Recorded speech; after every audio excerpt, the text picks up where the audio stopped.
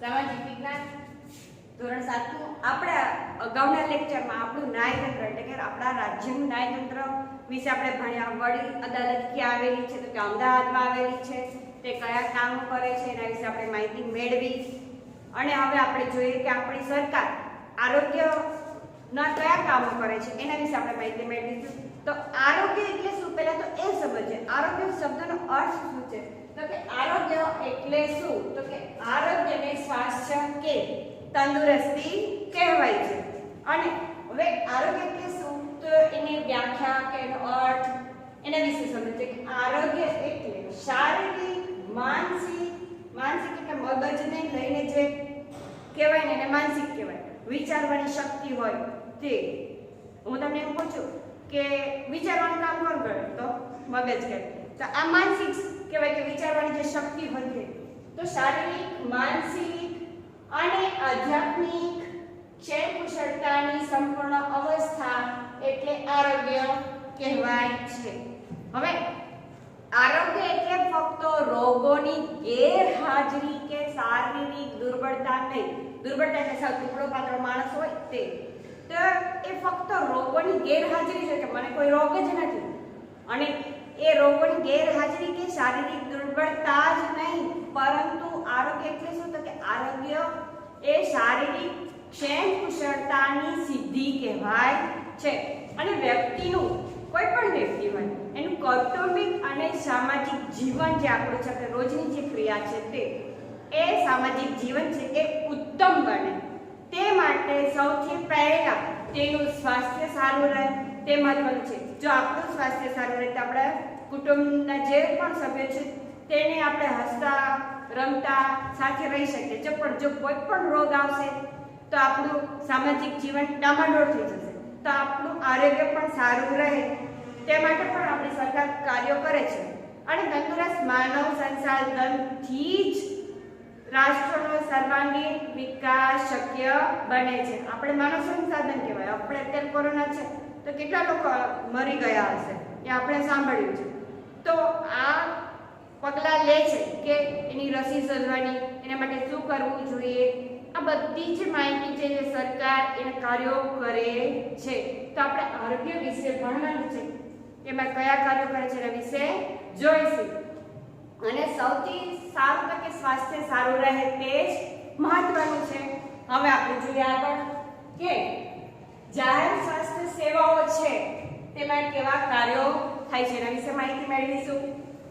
તો જે જાહેર આરોગ્ય કેન્દ્ર છે, પ્રાથમિક સારવાર કેન્દ્રો છે, પછી ગ્રામીણ ક્ષેત્રોમાં પણ આરોગ્ય હોય, પેટા કેન્દ્ર હોય છે, અને મોટા શહેરોમાં આવેલી સિવિલ હોસ્પિટલ. તો આપણા અમદાવાદમાં સિવિલ હોસ્પિટલ છે તે એશિયાની સૌથી મોટી હોસ્પિટલ કહી શકાય. અને આપણી ગુજરાતની સૌથી મોટી હોસ્પિટલ સિવિલ હોસ્પિટલ છે. આ સિવિલ હોસ્પિટલમાં અનેક રોગોના નિદાન થાય છે, અનેક ઉપચાર કરવામાં આવે છે. અને બાળકો માટે જુદા જુદા પ્રકારની રસીકરણના કાર્યક્રમો યોજવામાં આવે છે. હવે આપણને ખબર છે બાળક જન્મે પછી એના અમુક સમયગાળા દરમિયાન એની ઓરીની રસી, અછબડાની રસી, BCGની રસી, પોલિયોની રસી, આવી અનેક રસીઓ જે છે સરકાર કાર્યક્રમો ઘડે છે. તો બાળક જન્મે ત્યારથી એના અમુક સમયગાળા, અમુક ઉંમર સુધી એને કયા રસી લેવાની એ બધી જ માહિતી સરકાર આપે છે. અને હવે આગળ જોઈએ કે પીવાના શુદ્ધ પાણીની પ્રાપ્તિ પણ કરાવે છે. કે જ્યારે પાણીની સુવિધા નથી હોતી તો પાણી ટેન્કર દ્વારા પણ પહોંચાડવામાં આવે છે પાણીની અછત હોય છે ત્યાં. અને શુદ્ધ પાણી પીવા માટેની પણ વ્યવસ્થા સરકાર કરે છે. હવે આગળ જોઈએ અને હા, પીવાનું પાણી બી ચોખ્ખું હશે તો માણસનું સ્વાસ્થ્ય પણ સારું રહેશે. ખાસ એ કે ગંદા પાણીથી કોલેરા, કમળો, ઝાડા ઉલટી જેવા અનેક રોગો આપણા શરીરમાં બેસી જાય છે. તો મેઇન કે પાણી ચોખ્ખું હોય તો એ પ્રોબ્લેમ તો થશે નહીં. એટલે પીવાનું પાણી, શુદ્ધ પાણી આપવું જ પડશે. તો સરકાર એની વ્યવસ્થા કરે છે. અને હવે આગળ જોઈએ કે પર્યાવરણના જતનના કાર્યક્રમો પણ કરે છે. જે રીતે કે વૃક્ષો ઉગાડવા, એને ઉછેર કરવો, એને ઝાડ પાન જે કોઈ પણ જે છે પર્યાવરણમાં જંગલો છે બધું છે તેના રક્ષણ માટેના ઉપાયો કરે છે. કે કપાવાની દેતા અમુક એરિયામાં તો સરકાર જવાની પણ મનાઈ કરે છે કે આ એરિયામાં તમે નહીં જઈ શકો, તમે નહીં કાપી શકો. એના કડક નિયંત્રણો પણ કર્યા છે. જો વૃક્ષો જ નહીં હોય તો વરસાદ નહીં આવે, ભેજ નહીં જળવાય અને ગરમી વધતી જશે તો પર્યાવરણના જતનના કાર્યક્રમો પણ સરકાર કરે છે. હવે આ કુટુંબ કલ્યાણના કાર્યક્રમો પણ સરકાર કરે છે અને કુટુંબ કલ્યાણના કાર્યક્રમો દ્વારા જાહેર સ્વાસ્થ્ય સેવાઓ રાષ્ટ્રના નાગરિકોને પૂરી પાડે છે. તો એવા અનેક કાર્યક્રમો છે. હવે ખાદ્ય પદાર્થોમાં થતી ભેળસેળ પણ અંકુશ આપણે ખબર જ છે તો કે અત્યારે દવામાં ભેળસેળ હોય છે, પછી મસાલામાં ભેળસેળ હોય છે, દૂધમાં ભેળસેળ હોય છે, પછી આગળ આપણે ક્યાંક સાંભળ્યું હોય કે પનીરમાં, લોટમાં, બધામાં ભેળસેળ છે. ચોખ્ખી વસ્તુ મળતી નથી. તો જ્યાં ભેળસેળ થાય છે ત્યાં સરકાર નમૂના લે છે, તેની બંધ કરાવી દે છે. જે એના કારખાના હોય કે જ્યાં એનો માલ બનતો હોય તે બધું બંધ કરાવી દે છે, એના પર નિયંત્રણ લાવે છે. એટલે ખાદ્ય પદાર્થો પર થતી ભેળસેળ પર અંકુશ રાખે છે. હવે નશીલી દવાઓ પર નિયંત્રણ, જે નશો કરે જેનાથી યુવાધન એમ કહેવાય કે પાયમાલ થઈ જાય, તો આ નશીલી જે દવાઓ છે તેના ઉપર નિયંત્રણ મૂકે છે. જો નિયંત્રણ ના રાખે તો યુવાધનને જ પાયમાલ થઈ જાય તો આપણા દેશની પ્રગતિ કેવી રીતે બને? એ શક્ય નથી. તો એના ઉપર નિયંત્રણ રાખવું જરૂરી હોય છે. અને હવે આગળ છે જીવલેણ રોગો સામે રક્ષણ અને તેના નિવારણના ઉપાય પણ શોધી કાઢે છે.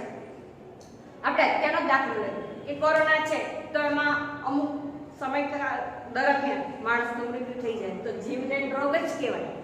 તો એના માટે શું કરવું જોઈએ? રસી શોધવી, દવા આપવી, એને કેવી રીતે શું કરવું, બધી જ માહિતી અને બધા જ સાવચેતીના પગલાં સરકાર ભરે છે. અને આગળ જોઈએ કે તાત્કાલિક સારવાર સેવા માટે આપણે ગુજરાત સરકારે 108ની સુવિધા કરી છે. દાખલા તરીકે કોઈને એક્સિડન્ટ થયું છે તો માણસ અતિશય ઘવાઈ ગયો છે તો 108ને ફોન કરો તો આવી જાય છે. ઘરે પણ કોઈ બીમાર છે એને આપણે ઊભા નથી કરી શકતા, આપણે એને હોસ્પિટલ નથી લઈ જઈ શકતા તો 108ને ફોન કરો તો આવી જાય છે. તો આવી અનેક એવી સારવાર છે જેથી આપણને પ્રજા કલ્યાણના જે અનેક એવા કામો સરકારે કર્યા છે. હવે આગળનો પોઈન્ટ છે ખાનગી સ્વાસ્થ્ય સેવાઓ. એ કઈ સેવાઓ છે કે ખાનગી કહેવાય, એ સરકારી નહીં, પણ એ કયા કામો કરે છે? તો એ પણ સરકારની પરમિશન હોય તો જ પોતાના દવાખાના કે પોતાની લેબોરેટરી ખોલી શકે છે. હવે એ જોઈએ કયા કામો કરે છે. ખાનગી દવાખાના હોય, ખાનગી હોસ્પિટલ હોય અને એમાં તાલીમી ડોક્ટર હોય, એને પણ તાલીમ લીધી હોય એમને ખોલી શકે ને એની પાસે સર્ટિફિકેટ હોય છે.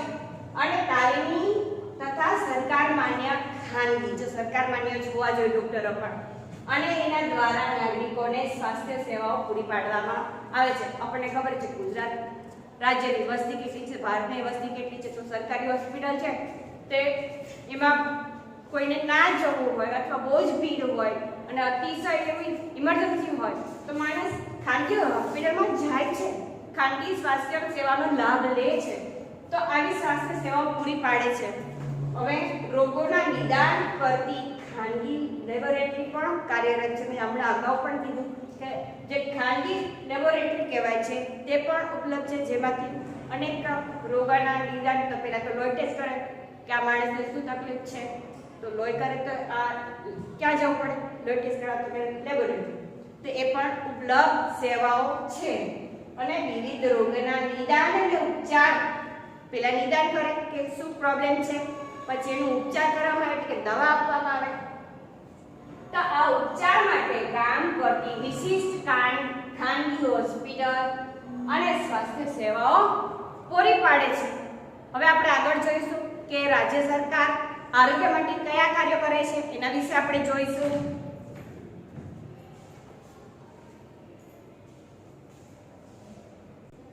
હવે આપણે જોઈએ આરોગ્ય અને રાજ્ય સરકાર કે કયા કાર્યો કરે છે એના વિશે આપણે માહિતી મેળવીશું. કે આરોગ્યમાં સરકાર સસ્તા અનાજની દુકાનો દ્વારા ગરીબોનું અનાજનું વિતરણ, આપણે અગાઉ પણ જોયું કે આપણી સરકાર છે જે ગરીબ જે કહેવાય છે તેને રોજે આપણે જમવા તો જોઈએ, ખોરાક તો જોઈએ, જે પણ એની પાસે એટલા પણ ઇન્કમ નથી, આવક નથી કે જેથી પોતાનું કરી શકે, તો જેથી એ માણસ સસ્તા અનાજની દુકાનેથી તે પોતાને જે મળે છે નીતિ નિયમ પ્રમાણે એના ઘઉં ચોખા હોય, ખાંડ હોય કે એ વસ્તુ લઈ આવે છે અને પોતાનું જે રોજે આપણે જે ખાતા પીતા હોય તે બનાવીને ખાઈ શકે, જેથી એનું જીવન ધોરણ ધીમે ધીમે ઊંચું આવે.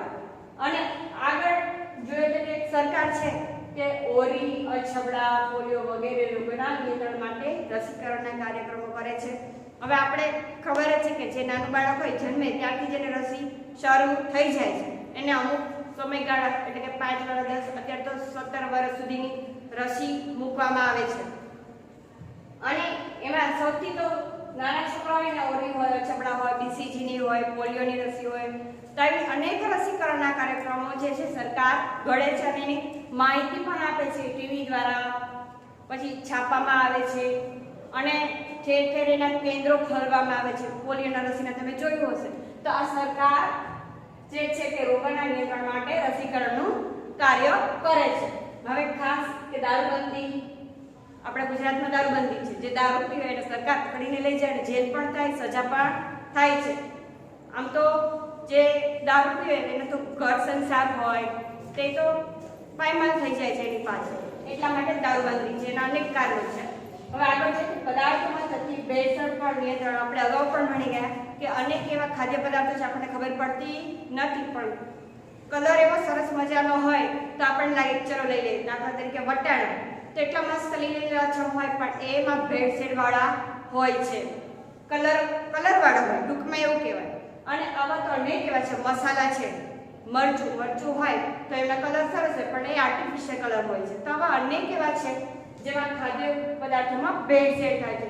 તો આ ભેળસેળ થતી અટકે એના ઉપર પણ નિયંત્રણ સરકારે મૂક્યા છે. તાત્કાલિક સેવાઓ માટે 108ની સુવિધા પણ ઉપલબ્ધ છે. આપણે એના વિશે પણ જોઈ ગયા. અને સ્વચ્છતા અભિયાન, આપણા વડાપ્રધાન માનનીય આદરણીય એવા વડાપ્રધાનનું નામ શું છે ખબર જ છે, નરેન્દ્ર મોદી સાહેબ. તો એમને સ્વચ્છતા અભિયાનના કાર્યક્રમની શરૂઆત કરી હતી. અને સ્વચ્છતા એ જ કરે એટલે પૂરું થઈ ગયું. આપણે ધ્યાન નહીં રાખવાનું, આપણી પણ ફરજ આવે છે કે આજુબાજુનું ઘરનું વાતાવરણ ચોખ્ખું રાખીએ, સ્વચ્છતા રાખીએ, જેથી આપણું કલ્યાણ થાય, સમાજનું કલ્યાણ થાય, અનેક રોગોથી આપણે બચી શકીએ. એટલે સાવધાન પણ રહેવું જોઈએ. અને બીજું એમણે શૌચાલય યોજનાનું પણ સંચાલન કર્યું કે ઠેર ઠેર અમુક જગ્યાએ શૌચાલય બંધાવે, જેથી જો બહાર જઈએ તો ગંદકી થવાની છે કે માખી જેવી આવી જીવજંતુઓ જે છે તે એક જગ્યાએથી જગ્યાએ બીજી જગ્યાએ બેસે તો શું થાય, બીમારીનો ફેલાવો થાય. અને એકને રોગ થાય એટલે એનો ફેલાવો બધે થવાનો છે, ઇન્ફેક્શન પણ લાગી શકે. અને આવી રીતે શું થાય ધીમે ધીમે કે આખા રાજ્યમાં, જિલ્લામાં બધે ફેલાય જાય તો એનો વિકાસ થાય નહીં દેશનો. જો રોગો એક પછી એક આયા કરે તો શું થાય, પોતાના અહીંયા પથારીમાં જ પડ્યું રહેવું પડે પણ બીજાને એની સેવા કરવી પડે. તેથી આવા અનેક કારણો છે જેથી શૌચાલય યોજનાનું સંચાલન કરે. શૌચાલય તો એક બાજુ પણ અનેક એવા રોગો છે જેનું ઇન્ફેક્શન એકબીજાને લાગે છે, બીમાર પડે છે અને જે હોસ્પિટલમાં આપણે ધક્કા ખાવા પડે છે, પૈસાનો ખર્ચ થાય અને રોગો પણ ઉદ્ભવે. એક રોગ આવે એટલે બીજા રોગ આવે. તો આ સરકાર આરોગ્ય માટે પણ એવા કામો કર્યા છે. અને આ રોગો માટે જે સસ્તા કહેવાય, રૂપિયાના થાય ને દવા લેવા જાય તો સસ્તી દવા માટે જન ઔષધિ કેન્દ્રો મારફતે સામાન્ય જે દવાઓ છે તે સસ્તા દરે વિતરણ કરે છે. અને મેલેરિયા, કમળો, કોઢ, અંધત્વ, મધુપ્રમેહ એટલે કે ડાયાબિટીસ, ક્ષય, કેન્સર આ વગેરે જે છે એના પર નિયંત્રણ લાવવા માટે આરોગ્ય સેવાનું આયોજન કરવામાં આવ્યું છે. અને એવી અનેક સરકારે કાર્યક્રમો ઘડે છે જેથી રોગો પર નિયંત્રણ લાવી શકાય. સાવચેતીના પગલા રૂપે આપણે પણ ધ્યાન રાખવું જોઈએ. સરકારની નિયમો નીતિઓ ઘડે, કાર્યક્રમો કરે પણ આપણે પણ થોડુંક સાવચેત રહેવું જોઈએ. અને આપણે ખબર છે કે આપણે એશિયાની મોટી હોસ્પિટલ ક્યાં છે તો કે આપણે અમદાવાદ ખાતે છે, જે સિવિલ હોસ્પિટલ છે. અને એની સ્થાપના 1841માં થઈ હતી. અને આ હોસ્પિટલમાં જે છે કિડની છે, મોટા મોટા રોગો છે, કેન્સર છે, તો એની બધી સેવાઓ ઉપલબ્ધ છે સિવિલ હોસ્પિટલમાં. તો આવી રીતે સરકાર આરોગ્ય માટે અનેક એવા કાર્યક્રમો કરે છે. તો કેન્દ્ર સરકાર અને રાજ્ય સરકાર આરોગ્ય માટે કયા કાર્યો કરે છે એના પછી હવે આપણે આગળ લેક્ચરમાં જોઈશું.